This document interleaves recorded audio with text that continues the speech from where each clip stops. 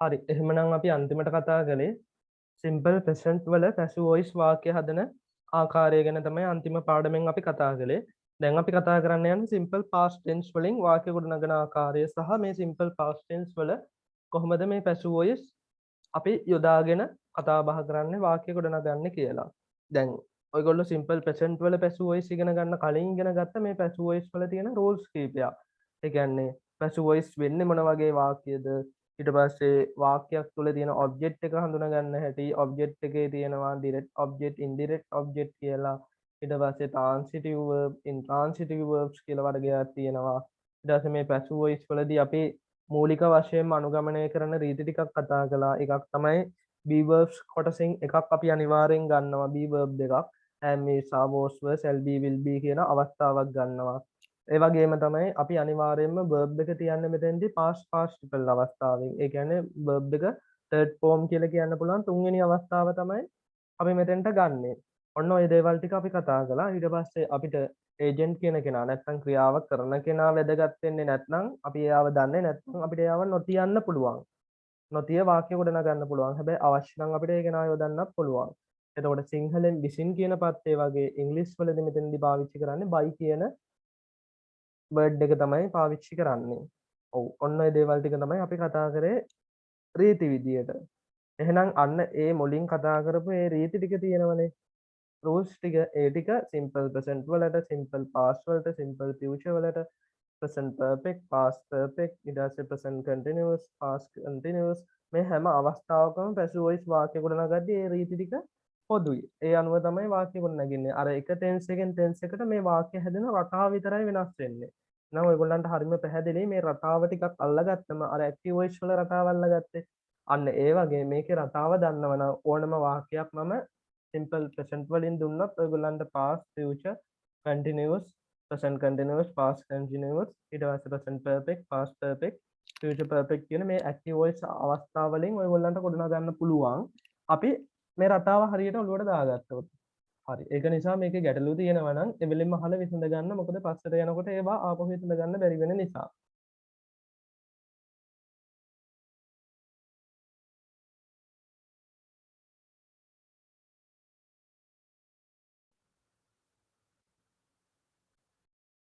simple past. simple past tense එක ගැන තමයි අපි මේ කතා කරන්නේ දැන්. එතකොට මම කිව්වනේ හැම tense එකකටම be verb එකක් පොදු කියලා. එතකොට මෙතෙන්ට එන be verb එක දැන් අපිට එක tense එකක් දැනගත්තොත් ඒකේ past future කියන අවස්ථා දෙකම ගොඩනගා ගන්න පුළුවන්. එතකොට දැන් present වලදී නැත්නම් වර්තමානයේදී අපි පාවිච්චි කරන්නේ be verbs විදියට am, is, are කියන තුන් දෙනානේ. එහෙමනම් ඔයගොල්ලන්ටම හිතලා කියන්න පුළුවන්. කියන්න බලන්න අපි past tense එකේදී පාවිච්චි කරන්නේ මොන be verbsද? was was were ඔව් was was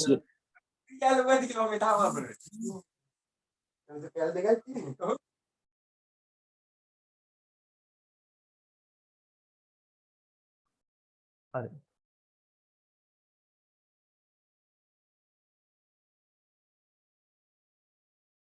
මෙන්න මේ was were කියන අවස්ථාව තමයි යොදාගන්නේ past tense වලදී.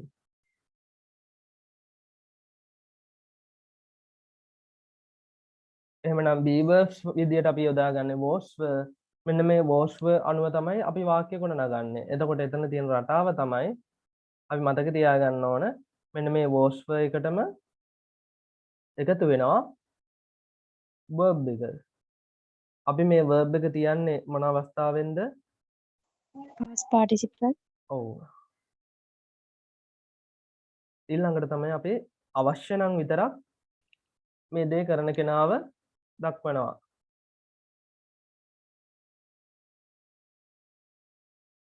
ඔව් ඔන්න ඕක තමයි අපි මෙතෙන්දි මතක තියාගන්න ඕන කාරණාව.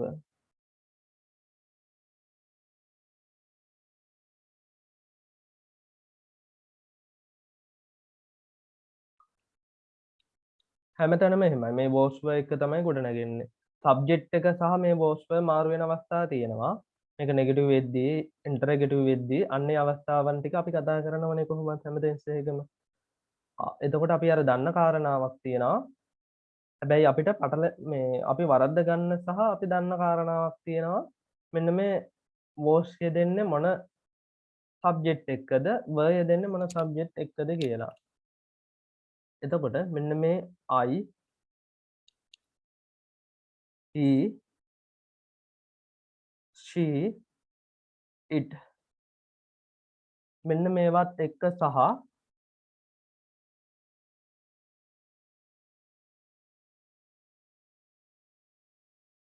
any singular subject ඕනම ඒක වචන සබ්ජෙක්ට් එකත් එක්ක මෙන්න මේ අවස්ථාවන් තියෙනවා නම් අපි අන්න ඒ අවස්ථාවන් එක්ක තමයි was කියන පදේ භාවිතා කරන්නේ. මේ අවස්ථාවන් එක්ක තමයි අපි was කියන පදේ භාවිතා කරන්නේ.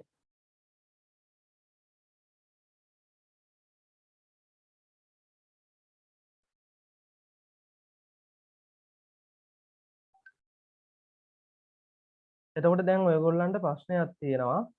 මොකද්ද ප්‍රශ්නය?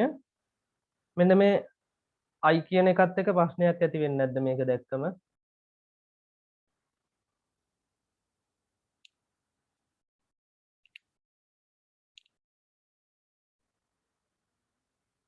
එහෙනම් මොකද ප්‍රශ්නයක් ඇති වෙන්නේ නැද්ද?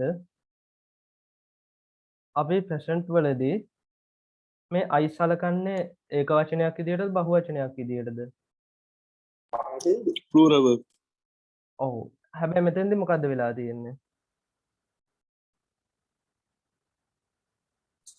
am නැතිද එක singular වෙලාද? ඔව් මෙතන සිංගියුලර් වෙලා. ඒකට හේතුව තමයි මේ I කියන කෙනා සහ V කියන කෙනා බහුවචනනේ. I, V, you, they කියන අය බහුවචන. දැන් ඔතනින් විශේෂයෙන්ම I කියන පදයක් you කියන පදයක් නිත්‍ය බහුවචන විදිහට සලකනවා. හේතුව තමයි I කියනකොට මම කියන අදහස දෙනවා.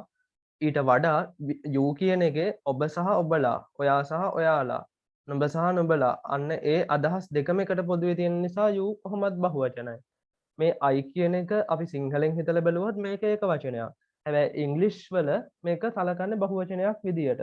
ඒක ඉංග්‍රීසි ව්‍යාකරණ සම්ප්‍රදායක්. අපිට ඒක වෙනස් කරන්න තර්ක කරන්න බෑ. අපි ඉංග්‍රීසි ඉගෙන ගන්න I විදියට අපිට ඒක මේ විදියට පිළිගන්න සිද්ධ වෙනවා. හැබැයි මෙන්න මේ I කියන කෙනා present tense වලදී තමයි බොහෝ වෙලාවට බහුවචනයක් විදියට පෙනී ඉන්නේ. හැබැයි past tense වෙන අවස්ථාවලදී බොහෝ දුරට මේ I ඇතැම් අවස්ථාවලදී ඒක වචනයක් බවට පත් වෙනවා. අන්න එතකොට අපි මේ රටාව දැනගත්තොත් අපිට වරදින්නේ නැහැ, පැටලෙන්නේ නැහැ. මේ I කියන කෙනා past වෙද්දී අතීත කාලෙට යද්දී I කියන එක්කෙනා ඒක වචනයක් විදියට තමයි සැලකන්නේ.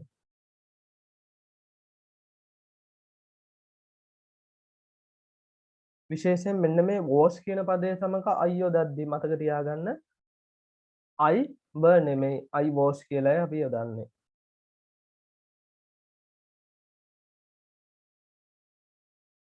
ඊළඟට අපි කතා කරන අනිත් කොටස් ටික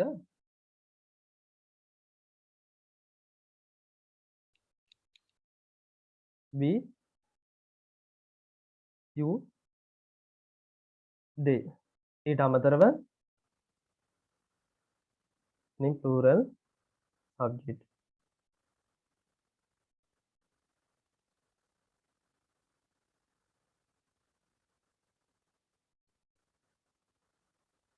මෙන්න මේ වගේ අවස්ථාවක් නම් අපි එතන තියන්නේ were කියන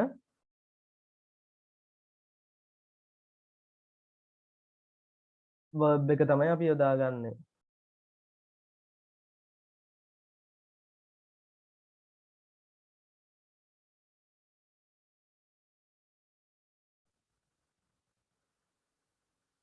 හරි. එහෙමනම් ඒ කාරණාව පැහැදිලි වෙන්නේ නැති. ඔන්න ඕක තමයි ප්‍රධාන වශයෙන් අපි මතක තියාගන්න ඕනේ මෙන්න මේ passive voice කරද්දී past tense වලදී simple past වලදී.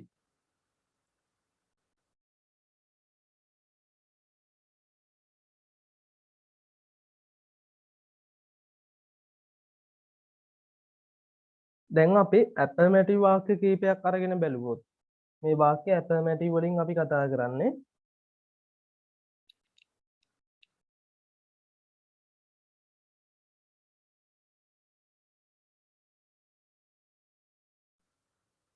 අපි පොසිටිව් කියලා ගමු. පොසිටිව් ඇෆර්මැටිව් දෙකම එකයි.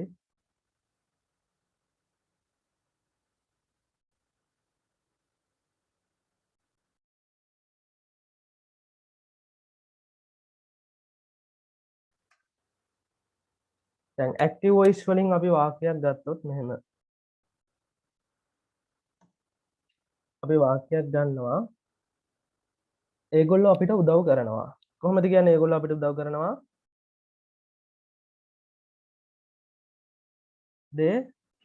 They was helped නෑ අපි ඇක්ටිව් වොයිස් වලින් නේ තියන්නේ. ඇක්ටිව් වොයිස් වලින් තියද්දි they help. us. they help us. එහෙම තමයි පැසිව් වොයිස් වලින් ඇක්ටිව් වොයිස් අපි තියන්නේ. අපි ඉස්සෙල්ලා ඇක්ටිව් වොයිස් බලලා අපි බලමු පැසිව් වොයිස් වෙන්නේ කොහොමද කියලා. දැන් මේක පැසිව් වොයිස් කරද්දි කොහොමද කරන්නේ? We were helped by them. අන්න හරි. We were helped by them. අපි තව වාක්‍යයක් ගමු.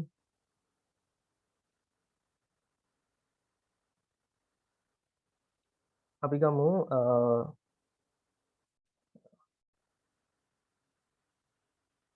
මගේ සහෝදරයා නැත්නම් මගේ අයියා බයිකයක් අලුතෙන් මිලදී ගත්තා.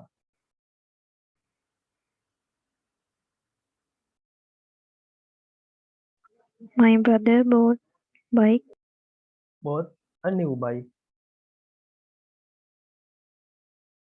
හරි. දැන් මේක අපි පැසිව් වොයිස් කරන්න ඕන. කොහොමද පැසිව් වොයිස් කරන්නේ? a new bike was bought by my brother. Was bought by my brother.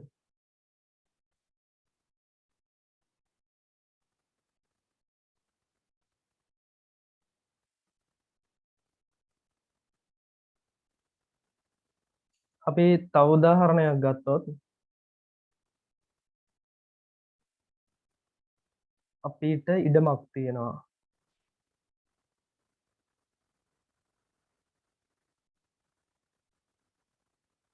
අපි හිතමුකෝ ඉඩම විකුණුණා කියලා. we sold වෙනවා.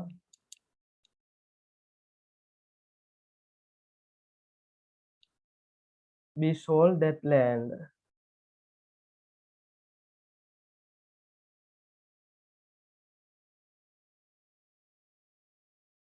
මේ කොහොමද කියන්නේ? That land was sold by us. ඔව්.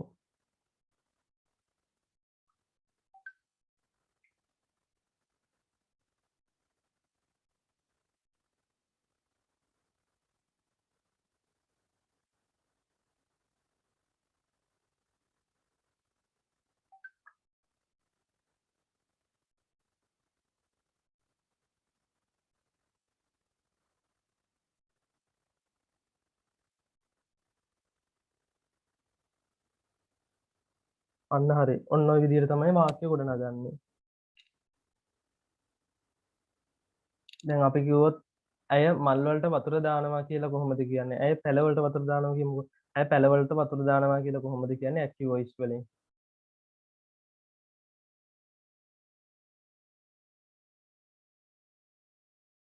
ඇය පැල වලට වතුර දැම්මා. පාස්නේ. එතකොට කොහොමද කියන්නේ? she Watered to plant. ඔව්. එතකොට දැන් අපි ඔක කොහොමද පැසිව් වොයිස් වලින් කියන්නේ?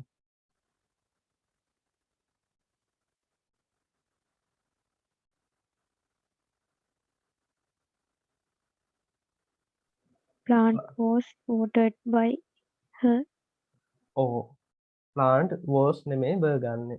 දැන් ඔය බලන්න පැසිව් වොයිස් වල භාවිතය. දැන් අහනවනේ මෙහෙම.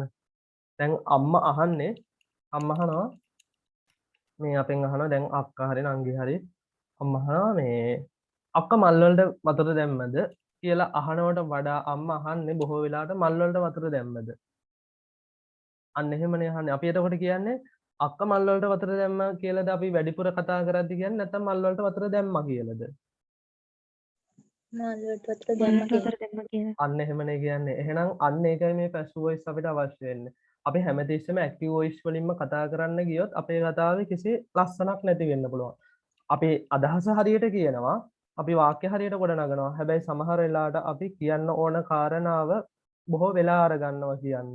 හේතුව ඇක්ටිව් වොයිස් වාක්‍ය ගොඩනගද්දී අපිට සබ්ජෙක්ට් verb object කියන මේ තුන් දෙනාම යොදා ගන්න වෙනවා. හැබැයි පැසිව් වොයිස් වලදී තියෙන වාසිය තමයි ඇතැම් අවස්ථාවලදී අපිට සබ්ජෙක්ට් එක අවශ්‍යම නැහැ. ඒ කියන්නේ කරන කෙනාව අවශ්‍යම නැහැ. එතකොට කොහොමද කියන්නේ පළවලට වතුර දැම්මා plant were watered. දැන් අහනවා මෙහෙම. අපි අහනවා මෙහෙම මේ ගේ අතු ගෑවා. ගේ අතු ගෑවා කියමුකෝ. දැන් අපි අහනවා මෙහෙම. කවුරු හරි තාත්තා හරි අහනවා මේ ගේ අතු ගෑවද කියලානේ අහන්නේ. නැත්නම් අපින් අහලා මේ ඔයා ගේ අතු ගෑවද? අම්මා ගේ අතු ගෑවද? එහෙම අහන්නේ නැහැ. ගේ අතු ගෑවද? ඊට පස්සේ අපි උත්තරේ දෙනවා පැසිව් වොයිස් වලින්ම ගේ අතු ගෑවා. එතකොට මේ කියන්නේ ගේ දැන් මා විසින් ගේ අතු ගානු ලබයි, මා විසින් ගේ අතු ගානු ලැබුවේය. අපි ඔහොම එක එක විදිහට සිංහලෙන් කියනවා තමයි. හැබැයි අදහස එකයිනේ. අපි කියන්නේ ගේ අතු ගෑවා කියලානේ. එතන එතකොට සබ්ජෙක්ට් එකක් නැහැ. එතකොට කොහොමද අහන්නේ ගේ අතු ගෑවද කියලා පැසිව් වොයිස් වලින් අහන්නේ කොහොමද? සහ ගේ අතු ගෑව කියලා පැසිව් වොයිස් වලින් ආන්සර් දෙන්නේ කොහොමද? මොකද අපි අර මේක නිකන් පාඩමක් වගේ ඉගෙනගෙන මදි අපි මේකෙන් වාක්‍ය හදලත් බලන්න ඕන අපේ හිතට එන වාක්‍ය අපි හදලා බලන්න ඕනේ. එතකොට තමයි අපිට මේක හරියටම අපිට තේරිලා තියෙන්නේ. සහ අපිට හොඳට පුළුවන් වෙන්නේ. ගේ අතු ගෑවද කොහොමද අහන්නේ පැසිව් වොයිස් වලින්? හාමුදුරනේ ඒක එතකොට මේ වර්තමාන කාලේ නේද? ගේ අතු ගෑවද නෑ past tense වලින්.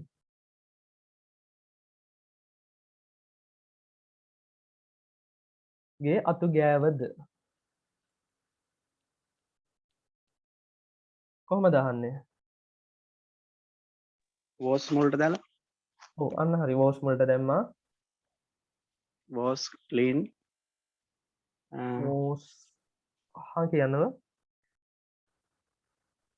was clean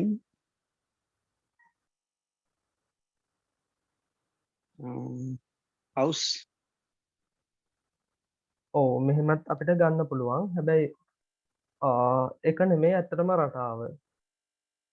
රටාව තමයි was මුලට ගත්තා නැත්නම් verb මුලට ගත්තා ඊට පස්සේ තමයි subject එක යොදන්නේ ඊට පස්සේ තමයි verb එක past participle වලින් යොදන්නේ.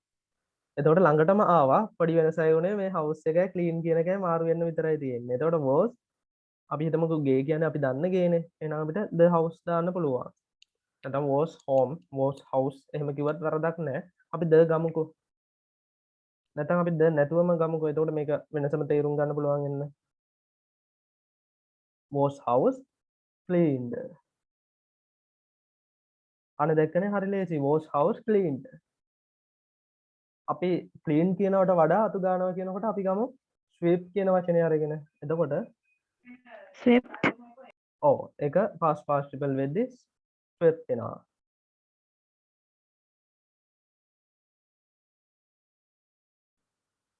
අනේ දැක්කනේ හරි ලේසි.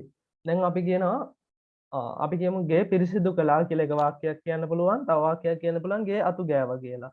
කොහොමද අපි මේකට උත්තරේ දෙන්නේ?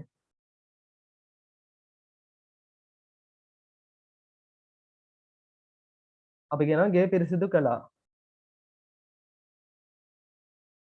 හරි ලේසි වැඩක් තියෙන ඉස්සෙල්ලා මාරු කරපු දෙක House ආපහු was මාරු swept. කරන්න තියෙන්නේ. House was swept. ඔව්.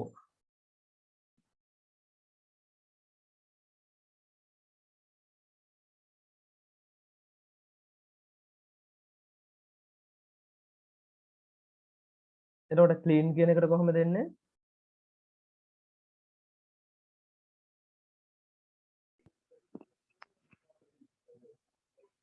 House was cleaned. House was cleaned.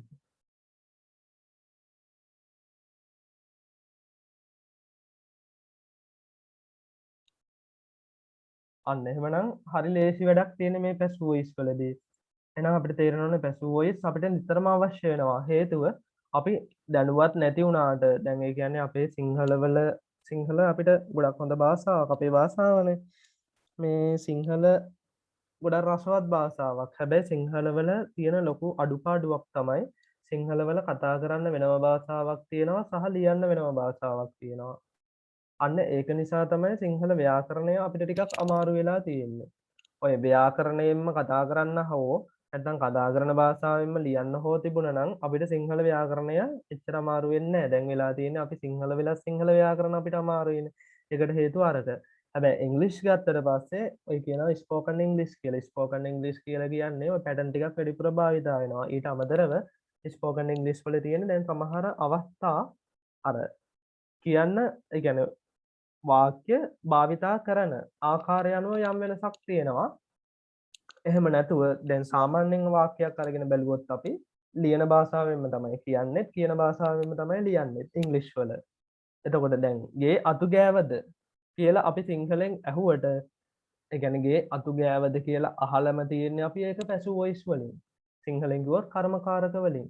ගේ අතු ගෑවා කියලා කියනවා නම් එතනම කියවෙලා තියෙන කර්මකාරක වලින්. හේතුව එතන කතෘ කෙනෙක් නැහැ. සිදුවීමට තමයි මුල් තැන දීලා තියෙන්නේ. දැන් ඕක අපි ව්‍යාකරණයෙන් ලියන්න ගියොත් තමයි දැන් කවුරු හරි විසින් ගත්තා අපි.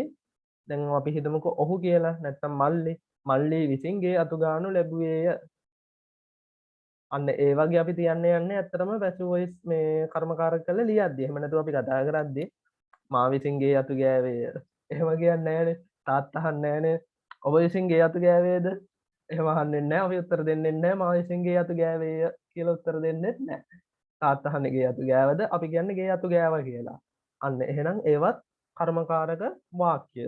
එහෙනම් අන්න ඒ වගේ ඉංග්‍රීසි වලදීත් මෙන්න මේ පැසිව් වොයිස් කියන්නේ නිතරම අපිට අවශ්‍ය වෙන දෙයක්. දැන් සමහර වෙලාවට අපි ඉංග්‍රීසි ඉගෙන ගත්තට සමහර වාක්‍ය අපිට තේරුම් ගන්න බෑ. සමහර ආටිකල්ස් ටිකක් ඊට පස්සේ සමහර දේවල් අපි අරගෙන කියවද්දි කියව ගන්න බෑ. එක හේතුවක් තමයි අපිට තේරුම් ගන්න බැරි එක හේතුවක් තමයි අපි වචන අපිට අලුත්. අනිත් හේතුව තමයි අපි ඇක්ටිව් වොයිස් හොඳට දැනගෙන හිටියට යම් දෙයක් ගැන යම් වාර්තාවක් හෝ යම් දෙයක් ගැන ලියනකොට මෙන්න මේ පැසිව් වොයිස් නිතරම භාවිතා වෙනවා. අන්න අපි පැසිව් වොයිස් අපිට හුරුවක් නැති නිසා තමයි ගොඩක් වෙලාවට අපිට මේ වාක්‍ය මොකක්ද කියලා තේරුම් ගන්න අමාරු වෙන්නේ. ඇක්ටිව් වොයිස් ටිකයි පැසිව් වොයිස් ටිකයි හරියටම අපි ගොඩනගා ගත්තොත් අන්න එතකොට අපි මේ හැම පැත්තෙම ශක්තිමත් වෙනවා. එතකොට වචන දැනුම විතරයි අපිට අවශ්‍ය වෙන්නේ කතා බහ කරන්න. හරි. එහෙනම් ඒක පැහැදිලි වෙන්නේ නැති. එහෙනම් මෙන්න මේ අපි ගත්තේ සරල උදාහරණ කීපයක් මේ පැසිව් වොයිස් ගැන සාකච්ඡා කරන්න. දැන් අපි මේ හැම ටෙන්ස් එකක්ම අපි කලින් කරා වගේම තමයි ඇක්ටිව් වොයිස් වලදී මොකද කරේ? ඇෆර්මැටිව්, නෙගටිව්, ඉන්ටරගේටිව්, නෙගටිව් ඉන්ටරගේටිව් කියලා කොටස් හතරකට කැඩුවා. ඒ වගේම තමයි අපි සරල වාක්‍ය පහක් ගත්තා. අපි ඒ පහම තමයි දිගින් දිගට කතා කරේ. මොකද එතකොට අපිට රටාව හරියටම අල්ලගන්න පුළුවන් වුණ නිසා. අන්න ඒ වගේ මෙතනත් අපි කරන්නේ මේ හැම එකක්ම එක කොටසක්වත් අතහැරෙන්නේ සියල්ල සම්පූර්ණ වෙනවා. එතකොට හැම ටෙන්ස් එකකම ඇෆර්මැටිව්, නෙගටිව්, ඉන්ටරගේටිව් කියන කොටස් හතරම කතා කරලා තමයි ඉස්සරහට යන්නේ. ඒ වගේම තමයි අපි එක හා සමානව හැදෙන පැසිව් වොයිස් කරන්න පුළුවන් හා එක හා සමානව යන වාක්‍ය කීපයක් අරගෙන තමයි මේ උදාහරණ ටික සාකච්ඡා කරන්නේ. මොකද එතකොට අපිට රටාව තමයි අල්ලගන්න ඕනේ. රටාව අපිට හොඳින් අල්ලගන්න පුළුවන් නිසා.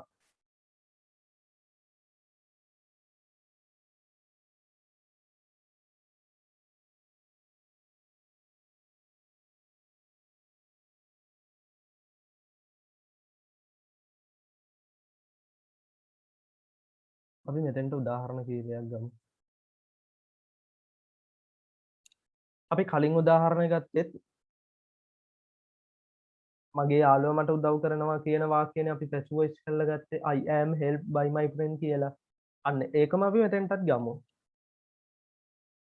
මොකද අපි මුලින් උදාහරණ ටිකක් වෙනම කතා කරනවා අලුත් උදාහරණ මේ වාක්‍ය ටික තමයි අපි දිගටම ප්‍රැක්ටිස් කරන්නේ. එතකොට I am helped by my friend කියන්නේ present වලින් අපි ඕක පාස් කරද්දී am අයින් කරා එතනට was දැම්මා. I was helped by my friend. මේ by වලින් පස්සේ කොටස මම මුලදිත් කිව්වා අපිට අවශ්‍ය නම් දාන්න පුළුවන් අනවශ්‍ය නම් නොදා ඉන්නත් පුළුවන්. හැබැයි අපි මේ අර රටාව දැනගන්න ඕන නිසා තමයි මේ කොටසත් එක්ක දාලා මේ වාක්‍ය ටික ගොඩනගා ගන්නේ. ඊට පස්සේ දෙවෙනියට අපි කතා කරා මේ ට්‍රිප් එක සංවිධානය කරනවා ඔවුන් විසින් කියන එක. කොහොමද අපි ඒක මෙතෙන්ට පැසු වොයිස් කරන්නේ? They were organized by trip. they were organized by trip කිව්වොත් එතන අදහස් වෙන්නේ ට්‍රිප් එක තමයි ඒගොල්ලන්ව සංවිධානය කළා කියන්නේ.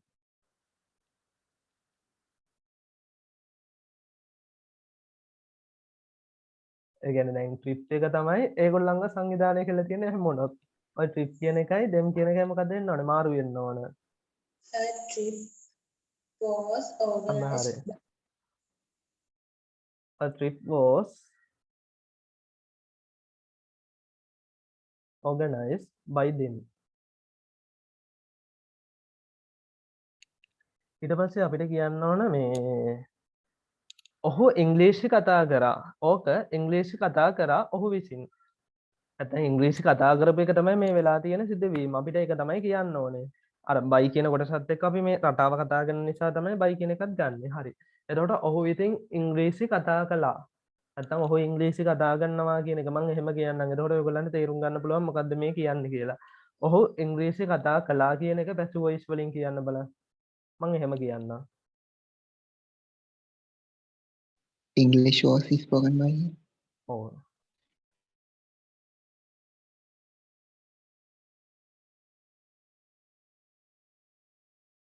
English was spoken by him.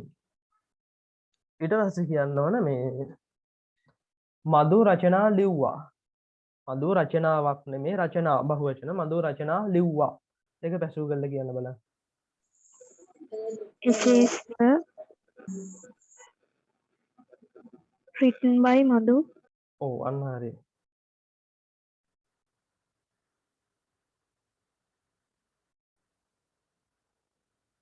ඊට පස්සේ අපිට කියන්න ඕන මේ අපි මිදුලතු ගෑවා.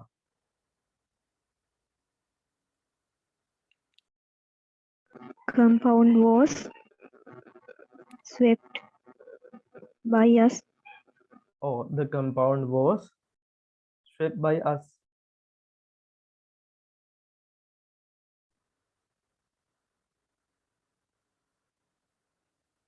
ඊට පස්සේ කියන්න ඕන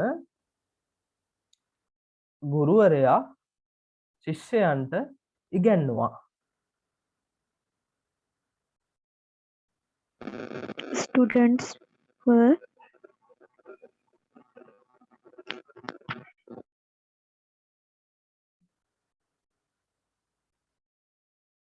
Students were taught by teacher.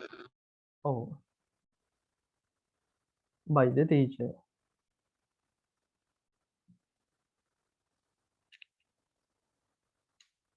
ඔව් අපි මේ උදාහරණ ටික තමයි කතා කරේ නේද?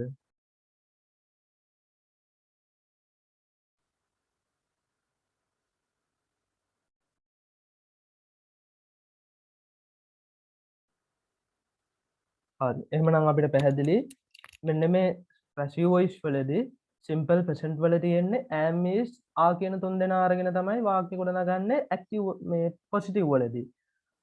එහෙනම් අපි ඒක පාස් කරද්දි මොකද්ද කරන්න තියෙන්නේ? අර am is are කියන අය වෙනුවටම was were ගන්න විතරයි තියෙන්නේ. මොකද present වලදී am is are, past වලදී was were, future වලදී will be shall be. එහෙනම් අපිට දැන් මෙතනදී අනුමාන කරන්න පුළුවන්. දැන් අපිට කියන්න පුළුවන් තාම අපි future ඉගෙන ගත්තේ නැහැ. හැබැයි මෙන්න මේ පළවෙනි වාක්‍යය ඔයගොල්ලන්ට දැනටමත් future වලින් passive voice කරලා කියන්න පුළුවන්. මොකද ඔයගොල්ලෝ රටාව දන්නවනේ. මේක නිකමට කියන්න බලන්න future වලින් passive voice කරලා හරියනවද බලන්න. I will help by my friend. I will be. I will be helped by my friend. ඔව් අන්න හරි. එහෙනම් අපි රටාව දන්නව නම් අපිට ඕනම වාක්‍යයක් කියන්න පුළුවන්. මේක වෙලා තියෙන්නේ අපි මේ රටාව දන්නේ නැති එක. අපි ඉංග්‍රීසි ඉගෙන ගත්තට මේ රටාව අපි අල්ලගත්තේ නැති එකයි වෙලා තියෙන්නේ. රටාව ඇත්තටම දන්නව නම් අර ගාන වගේ ඕන වාක්‍යයක් අපිට හදන්න පුළුවන්.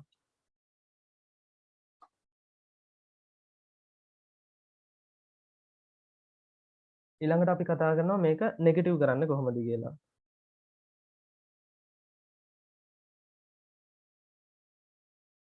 දැන්ටමත් ඔයගොල්ලන්ට අදහස ඇවිල්ලා ඉවරයි නෙගටිව් කරන්නේ කොහොමද කියලා. මට 아무දෙන් කියන්න දෙයක් නැහැ. කොහොමද නෙගටිව් කරන්නේ? මොකද්ද මේ was were කියන ඒවට එකතු කරන්නේ?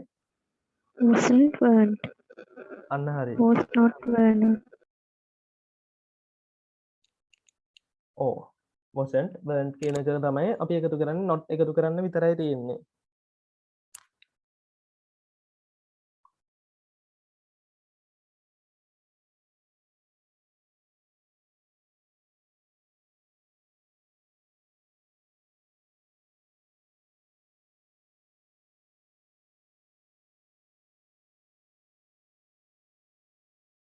අපිට මේක තියන්න පුළුවන් wasn't කියලා.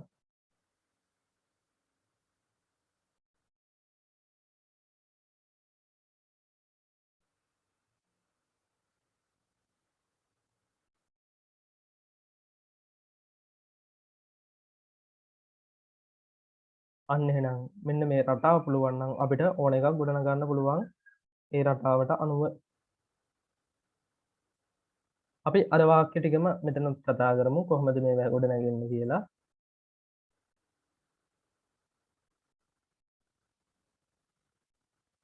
මට කියන්න බලන්න මේ ඔහු මට උදව් කළේ නෑ. I wasn't helped by my friend. අන්න හරි.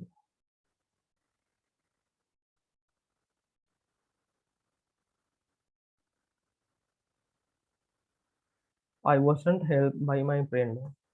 ඊට පස්සේ කියන්න ඕන මේ ඒගොල්ලෝ චාරිකාව සංවිධානය කළේ නෑ. අපි ඕක active voice වලින් කිව්වොත් they didn't organize the trip.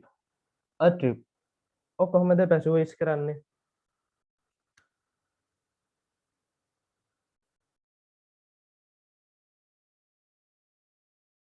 ඔයගොල්ලෝ කවුරුත් උත්සාහ කරන්න.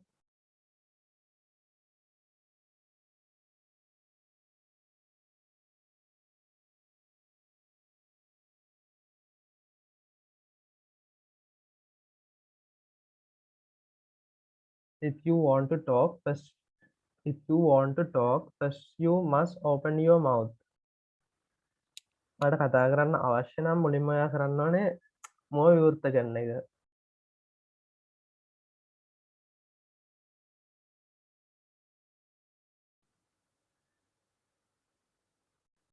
කියන්න බලන්න ට්‍රිප් එකක් සංවිධානය කළේ නෑ ඔවුන්.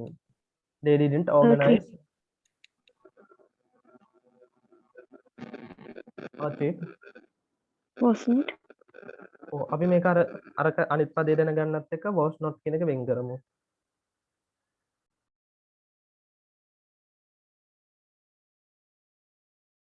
Organized by them නේ. එහෙමනම් අපිට මෙතන රටාව පැහැදිලි. අපිට මේකේ රටාව ගොඩනගන්න පුළුවන්. මොකද්ද රටාව? නෙගටිව් වෙන රටාව තමයි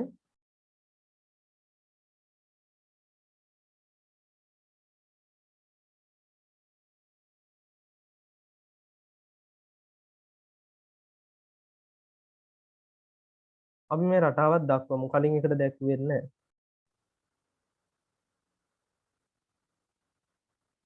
subject plus was not. එහෙම නැත්නම් were not plus verb in past participle plus verb plus agent.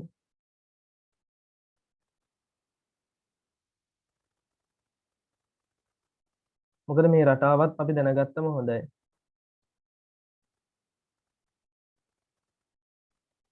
ඔන්න ඔය රටාවට තමයි එතකොට මේ වාක්‍ය කොට නැගෙන්නේ නේද?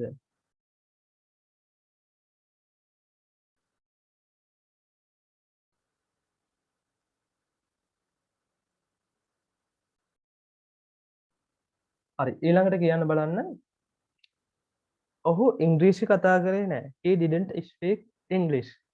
ඔක කොහොමද passive voice කරලා අපි තියන්නේ? English wasn't spoken by him. English wasn't spoken by him.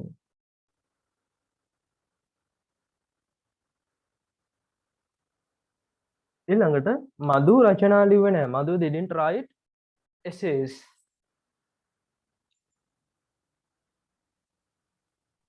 Essays were not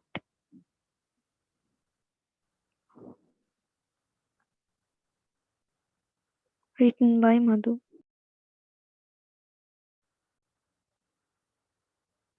අන්න හරි. දැන් ඔයගොල්ලන්ට රටාව තේරිලා තියෙන්නේ. ඊට පස්සේ අපි මිදුලතු ගෑවේ නැහැ. We didn't sweep the compound. The compound wasn't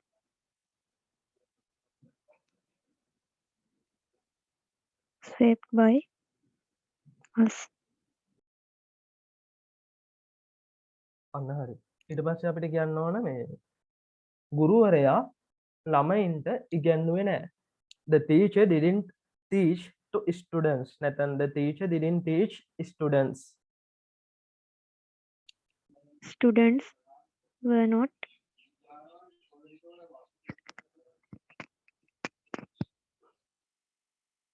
taught by teacher. or taught by the teacher. හරි. එහෙනම් මෙන්න මේ රටාවට තමයි අපි නැතාර්ථ වාක්‍ය ගොඩනගන්නේ. නැත්නම් නෙගටිව් වාක්‍ය ගොඩනගන්නේ passive voice වල simple past කියන tense එකේදී. එහෙනම් අපි ඊළඟට කතා කරන්නේ කොහොමද අපි ප්‍රශ්නයක් අහන්නේ කියලා මේ passive voice වලදී.